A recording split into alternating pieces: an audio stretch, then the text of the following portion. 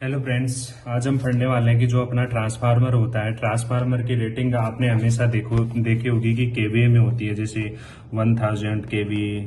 और मोटर्स की हमेशा रेटिंग होती है 10 किलोवाट, 20 किलोवाट। तो ऐसा क्यों होता है कि ट्रांसफार्मर की रेटिंग केडब्ल्यू में क्यों नहीं होती? तो मेनली जो अपना जो ट्रांसफार्मर होता है उसमें जो ये जो आउटपुट निकालता है, जो अपना ट्रांसफार्मर होता है वो हमेशा आउटपुट जो निकालता है वो इलेक्ट्रिकल निकालता है। जो मान लीजिए कोई भी चीज, अगर जैसे डीजी है, डीजी भी क्या करता है कि जो अपना आउटपुट वो हमेशा इलेक्ट्रिकल निकालता है।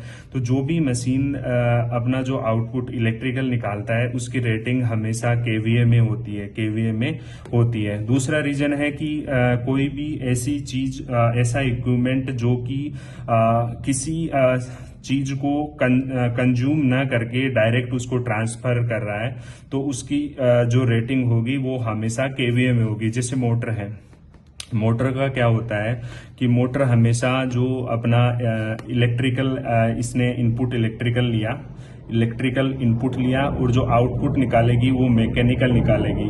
तो इसकी जो रेटिंग रहेगी वो हमेशा केडब्ल्यू में रहेगी। मोटर ने मतलब अपना जो पावर लिया उसको कंज्यूम किया। तो सेकंड रीजन ये भी होता है कि जो वस्तु, जो इक्विपमेंट कंज्यूम करता है किसी पावर को, तो उसको अपन केडब्ल्यू में लेते हैं, और जो कंज्यूम ना करके डायरेक्टली उसको सप्लाई किया जाता है वो केवीए में लिया जाता है। जैसे ट्रांसफार्मर में क्या होता है, ट्रांसफार्मर के अंदर जो पावर होता है उसको डायरेक्ट इलेक्ट्रिकल सप्लाई कर दी जाती है, तो ये इसको कंज्यूम नहीं करता। इस कारण इसका जो रेटिंग होता है केवीए में होता है, और मोटर उसको कंज्यूम कर लेता है और इसकी रेटिंग जो होती है केडब्ल्यू में होती है। सेकंड रीजन ये होता है कि जैसे हमारे पास जो पावर फैक्टर होता है इंडस्ट्रीज में, जो पावर फैक्टर होता है, एक कैपेसिटर होता है, कैपेसिटिव पावर फैक्टर होता है, रेजिस्टिव होता है और इंडक्टिव पावर फैक्टर होता है। तो इंडक्टिव पावर फैक्टर हमेशा मोटर के अंदर होता है, मोटर से जनरेट होता है। जो ये पावर फैक्टर होता है 0.8 से 0.9 तक होता है। रेजिस्टिव पावर फैक्टर 1 तक होता है। ये हमेशा जिसके अंदर कोयल, जो ये हमेशा उसमें होगा जहाँ पे जो, जैसे मान लीजिए कोई हीटर है, बल्ब है, उसके अंदर जो रेजिस्टिव लोड होगा वो रेजिस्टिव लोड होगा। और जो अपना कैपेसिटर है, कैपेसिटर से मेंटेन किया जाता है, कैपेसिटर से हमेशा इसको मेंटेन किया जाता है। तो अपना जो ट्रांसफार्मर होता है उस पर पता नहीं रहता हमें कि जो लोड है इसके ऊपर की कौन सा लगने वाला है, इंडक्टिव लगने वाला है कि रेजिस्टिव लगने वाला है कि जो कैपेसिटर लगने वाला है। तो उस चीज को इसमें पता नहीं चलता है कि अपना जो ट्रांसफार्मर है उस पर कौन सा लोड डालेंगे, इसलिए इसकी रेटिंग केवीए में होती है। मान लीजिए हमने इसके अंदर रेजिस्टिव लोड डाल दिया, इंडक्टिव लोड डाल दिया, तो उसका पावर फैक्टर हमेशा 0.8 0.9 लेके चल रहे हैं अपन।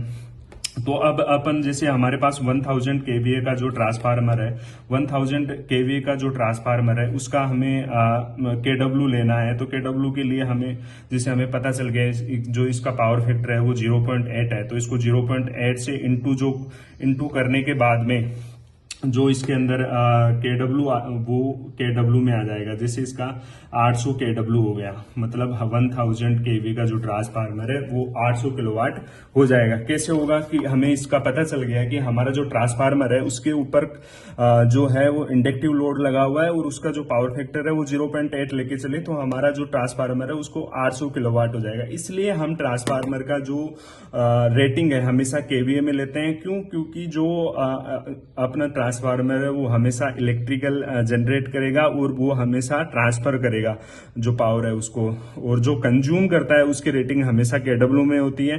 जैसे मोटर ने 10 किलोवाट इसको दिया, तो इसने अपना जो पावर है उसका कंज्यूम किया, इस कारण इसकी जो रेटिंग होती है वो हमेशा केडब्ल्यू में होती है। तो आई होप गाइज आप सभी को समझ में आया कि जो ट्रांसफार्मर है उसकी जो रेटिंग है केवीए में क्यों ली जाती है। Thank you guys.